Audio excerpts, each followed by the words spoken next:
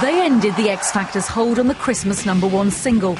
Rage Against the Machine promised fans a free concert if they were successful. This was payback time. This is the victory celebration for our fans in the UK, making our song, Killing in the Name, the #1 Christmas single in the UK. Defeating the X Factor monolith. Killing in the Name of, a 17-year-old protest song, sold 500,000 copies, 50,000 more than X Factor winner Joe McElderry in one of the most nail-biting chart battles of recent times. Many of the 40,000 fans at London's Finsbury Park had downloaded Rage's song. I don't know how many copies of the single I actually bought. I think I bought 6 or something like that. It was just a big counterculture thing. 85p to beat the X Factor.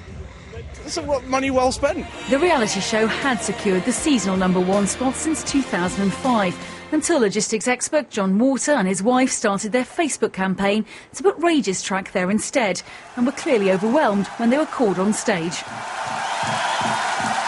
It started from a kitchen in the middle of Essex, just a silly idea that we thought, yeah, that could work. Killing in the Name is a great song of defiance. It's a song that basically says we've had enough now, we're not doing this anymore, we're going to stand up to you. Now you do what they told you. When Rage Against the Machine first released Killing in the Name of back in 1992, it only went to number 25.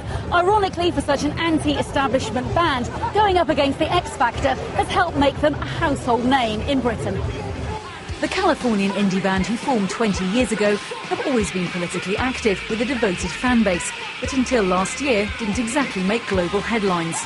Who wasn't surprised? It was, I was very surprised when I initially heard about the Facebook campaign. I thought, how quaint. And then I saw the numbers and thought, this is going to pose a serious threat. For some of the 18 million viewers who watched the X Factor final, the stance against Simon Cowell's shows may have been all a bit bar humbug. Its real significance may lie in giving the UK charts a week when it sold more than 1 million singles. There's a massive struggle at the moment of trying to get people to go out and buy records, and in 1 week you had 2 massive selling singles, one which wasn't even promoted by the industry itself. So I imagine a lot of record companies will be looking at how that campaign worked, the mechanics of it, and what it was that actually got people out to the shops or to download the track. And the price has been high for Rage's stance against what they call manufactured music.